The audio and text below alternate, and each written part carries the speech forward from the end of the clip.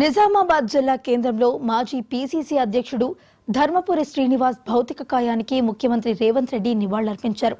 శ్రద్ధాంజలి ఘటించిన తర్వాత డీఎస్ కుమారుడు సంజయ్ అరవింద్తో మాట్లాడి సీఎం ఓదార్చారు.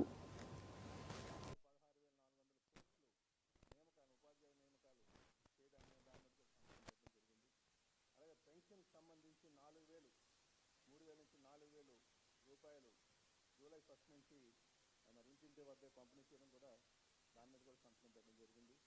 అయితే ఇందులో గమనించాల్సింది ఏంటంటే ముఖ్యమంత్రి గారు అంటే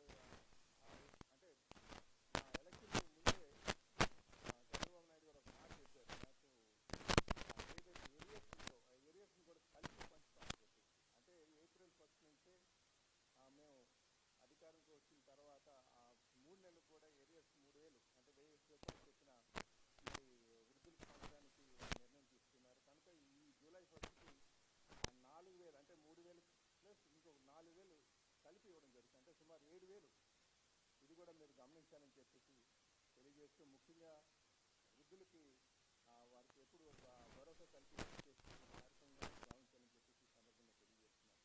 ఇదే కాకుండా పేదల ఆస్తులు కబ్జా కాకుండా తెలంగాణ రాష్ట్ర ఏర్పాటు ప్రక్రియలో డి శ్రీనివాస్ గారు ఎవరూ మర్చిపోలేని పాత్రను పోషించారు. డి శ్రీనివాస్ గారు నాతో మాట్లాడుతూ తిరిగి కాంగ్రెస్ పార్టీలో చేరాలనుకుంటున్నాను అని వారు ప్రస్తావించారు. నేను అడిగిన పెద్దల శ్రీనివాస్ గారిని, మరి ఇప్పుడు మీరు రాజ్యసభలో ఉన్నారు, తిరిగి కాంగ్రెస్లోకి వస్తే మీరేమైనా పదవి ఆశిస్తున్నారా అని అంటే వారు ఒక్క మాట అన్నారు, నాకు ఎలాంటి పదవుల మీద వ్యామోహము ఆశ లేదు, నేను చనిపోయినప్పుడు నా మీద కాంగ్రెస్ పార్టీ జెండా కప్పాలన్నదే ఏకైక కోరిక అని చెప్పి డి శ్రీనివాస్ గారు ప్రస్తావించడం జరిగింది.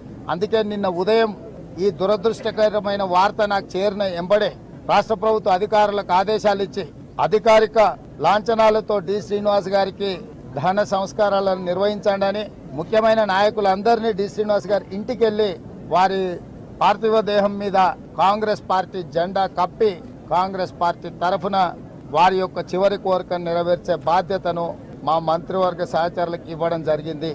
ఈ రోజు కూడా డి శ్రీనివాస్ గారికి, వారి కుటుంబానికి, వాళ్ళ పిల్లలతో నాకున్న సన్నిహితం, అదేవిధంగా డి శ్రీనివాస్ గారి మీద ఉన్న గౌరవం, వారు కాంగ్రెస్ పార్టీకి చేసిన ఎనలేని సేవలన్నిటిని దృష్టిలో పెట్టుకొని ఈ రోజు ఇక్కడికి వచ్చి వారికి నివాళులు అర్పించడం జరిగింది. డి శ్రీనివాస్ కుటుంబం కాంగ్రెస్ కుటుంబం, ఈ కుటుంబానికి ఎప్పుడు కాంగ్రెస్ పార్టీ అండగా నిలబడుతుంది.